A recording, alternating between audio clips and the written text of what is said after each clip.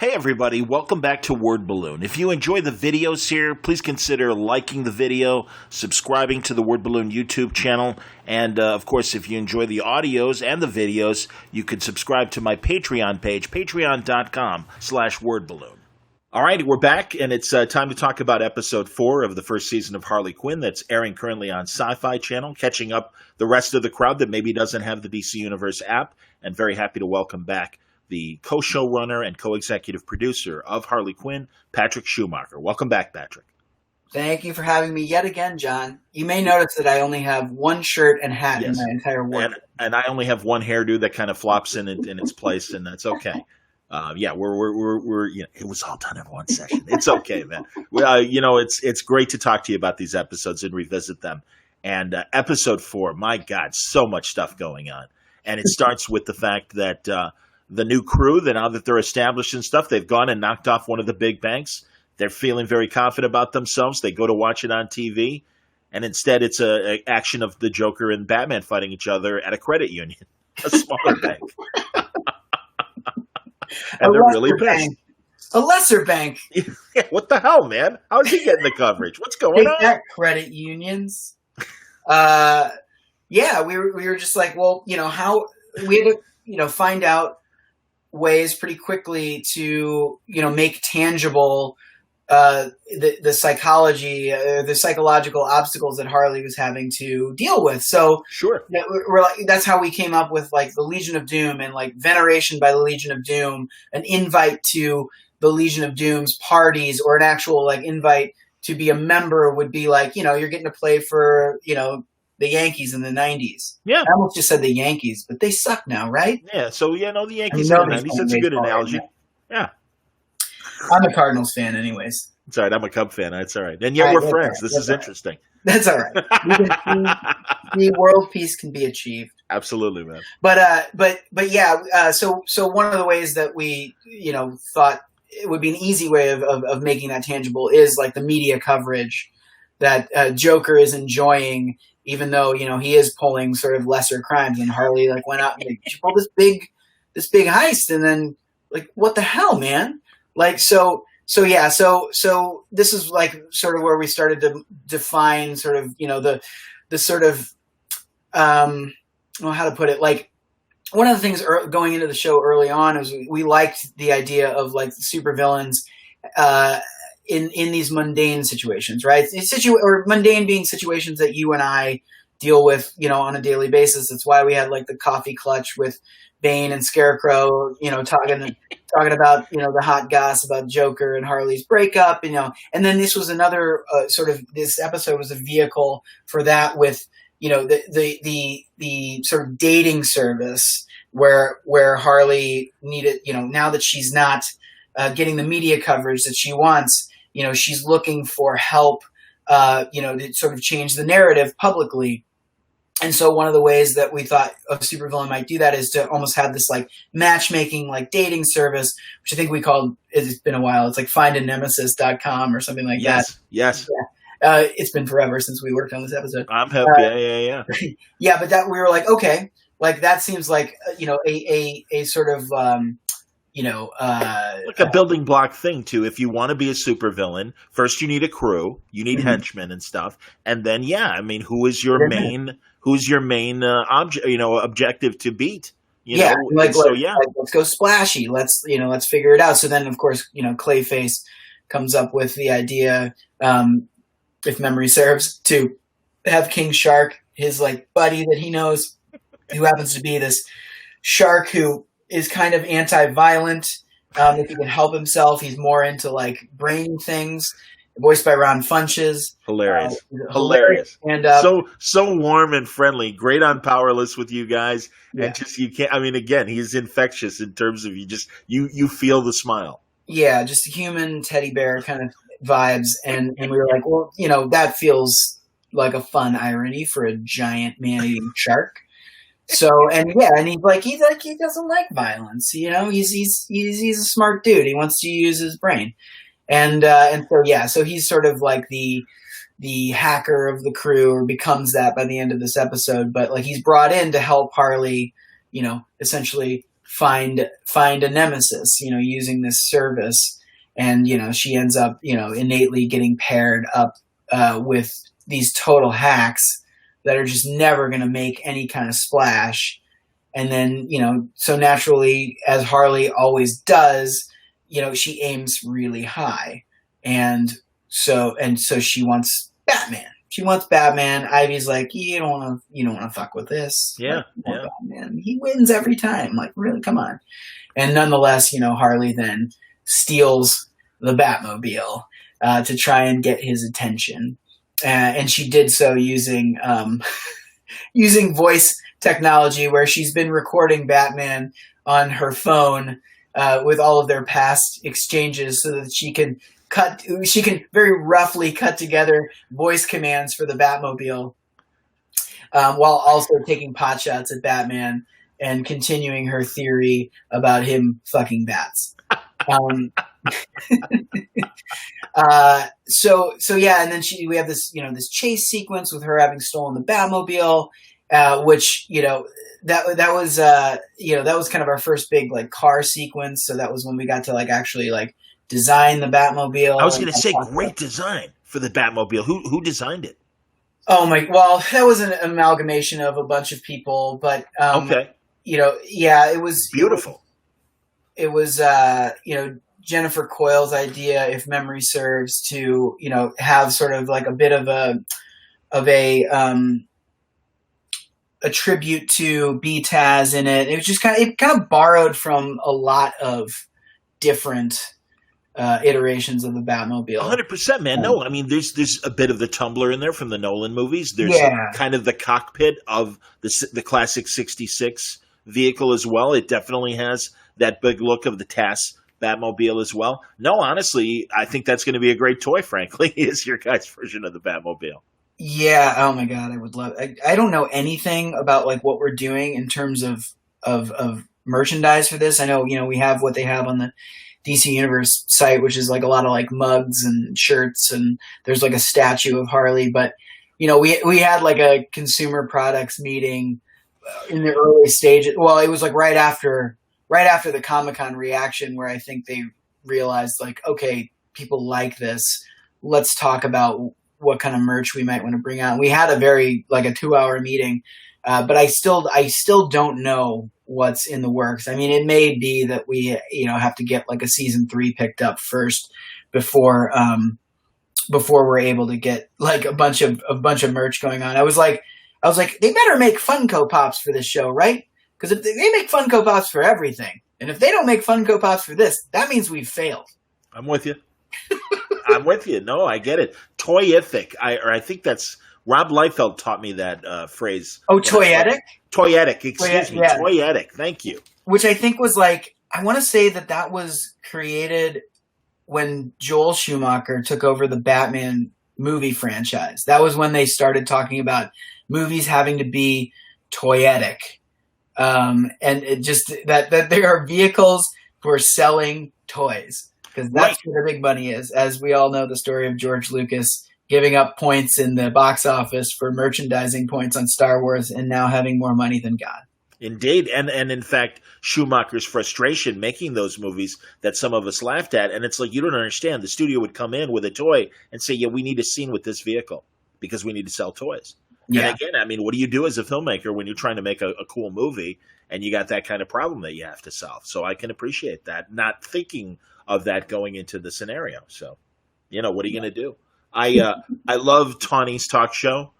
I think that's absolutely hilarious, and again, a very fitting trope of today's world, and another great local Gotham show, and also, of course, leading to the fact that as much as Harley wants Batman as her nemesis, she gets Damien, and this is the most 10. I thought he was 10 years old, but he identifies himself as 12, and the voice is so great because it is so little boy, and it's so fantastic hearing him try to be tough and have that voice.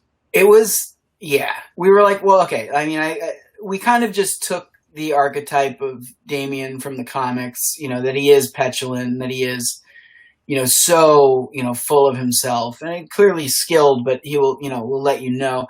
And we were like, we have to put that in the voice of a child. It's just such a funny juxtaposition to have, Harley wanting to seem like the A-lister badass that she sees herself, or how she sees herself, and juxtaposed with a child, and that this is the best you can do. And so, yeah, we ended up. It was incredible. We, stroke of luck, got Jacob Tremblay to voice Robin. Jacob Tremblay, who was in, the Oscar-nominated Room film. He's one of the leads in Good Boys, which is hilarious. I think he had already shot Good Boys by the time we recorded this, but a good friend of mine was the editor on Good Boys and was talking about how funny Jacob Tremblay was in that movie. And he's still, he is, I think, 13 or maybe 14 now, but, has, his voice is still catching up with him. And, sure. Man, he's, such a sweet kid, so talented. And then to hear the stuff coming out of his mouth, it was just had us like crying, laughing in the booth. And then you're trying to direct him in these moments, and you're just like, am I a horrible person? Like putting this child through this trauma. And then I saw Dr. Sleep this past summer, or I guess it was out in the fall, which is the sequel to the Shining. Yep. And Jacob Tremblay plays a short on screen time, but heavy on significance. I don't know if you've seen that film, but I haven't. No, please. So there's this moment where he gets picked up on the side of the road by the bad guys, and then spoilers if you're still wanting to see this unsullied, but he is brutally murdered, tortured, and just like eaten alive by these like sort of psychic vampires, and it's like. It is so traumatic watching this because he's so convincing, just begging these people to stop. Wow. And they feed off of like negative energy and fear and that kind of stuff. So They just start doing horrible things that are mostly implied, but you just see this group of people like hovering over him, like tearing him limb from limb as he's screaming. And it's like he's such a good actor. He's such a good actor, and so we were so lucky to get him. Well, he's great, and also the contrast eventually of them capturing Lois Lane, hoping to get Superman's attention, and that's a great Superman Lois scene. And, Natalie Morales voices Lois Lane, and and she's just so, Natalie does such a great like dry kind of cavalier, like I know like you can do whatever you want, but he's gonna save me. Yep. Like he keeps tabs on me. Absolutely. Who's Superman? James Wolk. Okay, he's great. Mad Men, Lone Star. He most recently Watchmen, and the TV series. Okay, and he was the senator in. Sure. Yeah, he's great in Watchmen. Absolutely, my God. And he is a guy who he had worked with Dean on the Crazy Ones, which was a CBS show with Robin Williams. Which was it only went about a season on CBS. Him and Sarah Michelle Gellar, right? That's right. Yeah. And James Wolk was a regular on that as well, and just super nice, like hunky guy from Texas, and like he just nails the Boy Scout aspects of Superman. I don't know if you're a Mad Men fan, but he was Bob on Mad Men. Oh, okay, sure. No, I love Mad Men. Absolutely. Yeah. Good Lord. That's awesome. Yeah, he's so good, and so he comes back in later episodes. Well, and after being humiliated by the idea that Robin is kind of out there, saying that he's Harley's nemesis, and Tawny loves it, and Gotham thinks it's adorable. Ivy thinks he's adorable. Sweet potato pie. Yeah, he's a little sweet potato pie, and that's the introduction of Tawny Young, who is our like. She sort of serves as like the face of like all media in the show moving forward. She's got her like daytime talk show, but she's also like a reporter for GNN. Tisha Campbell voices her. Oh, that's great. Yeah, she's so funny. Hilarious. Oh God, yes. And again, that's the thing, man. It's like these real world ideas that suddenly enter the DC universe in a very great way. So that's fantastic. And then, of course, them capturing Damien to let him admit that he really, wasn't her nemesis. Does it in front of the Tawny audience. Such a convoluted plan. But I love it. It and, worked. And the poor guy's bleeding from his nose, and the drop hits the water, and King Shark is there just to scare him, and no harm. But the blood hits the water, and the shark's instincts take over, and he's a feral shark once again. Can't help himself. Absolutely, man. Yeah, that whole sequence, that like once the melee starts there, we knew that we wanted some sort of like Jerry Springer-esque, fight between Batman and Harley, where the audience is like getting into it, and it's just this absurdist, sort of like real life version of WWE on a talk show. And like, yeah, that sequence was so epic. I mean, it is epic, but it was even more epic when we had originally done the animation. We did the full color animation for it, and ended up cutting like a minute out of it because you started to get like desensitized to it because it was just the melee just kept like one-upping itself, and then at a certain point we were just like, there's no place to take this anymore. Like, people are just getting so numb to the action, and you're also like, well, one of the things, the beauty of the way that sequence was written and then cut together was that we were able to cut out to various characters from our show watching the live broadcast of the melee going on. And so because of that, we were able to kind of, elongate or abbreviate the fight as much as we wanted. Okay. And so, yeah, we cut out to Wonder Woman, and she's just eating cereal on a couch, and she's got like her like milk mustache or whatever. Yeah. Yeah. And then we've got Aquaman sitting on the toilet watching it on his phone.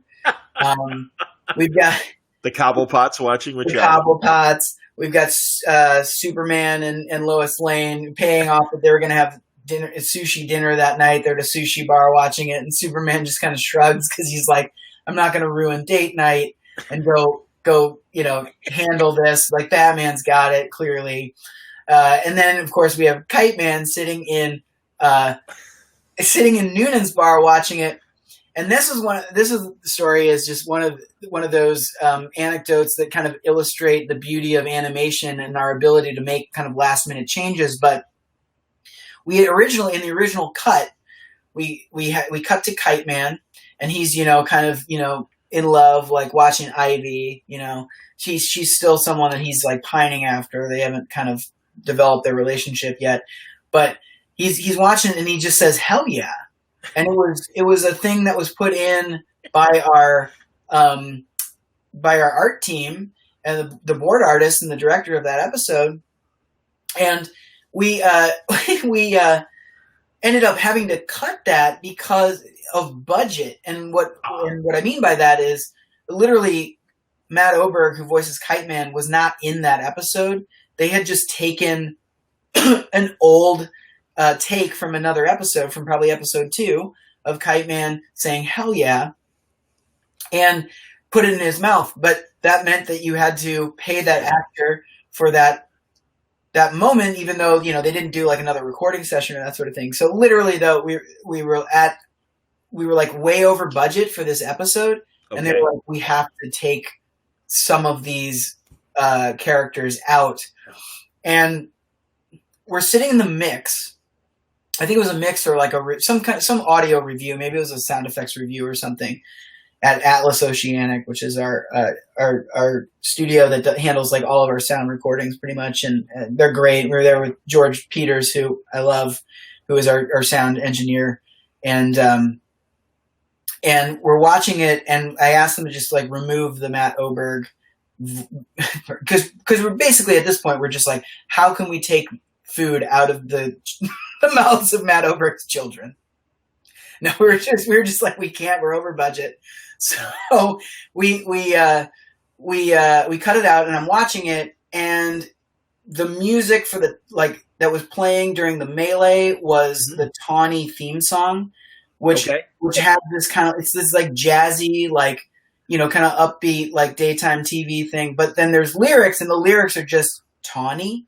It's just like Tawny over and over again. And lo and behold, this complete serendipitous moment.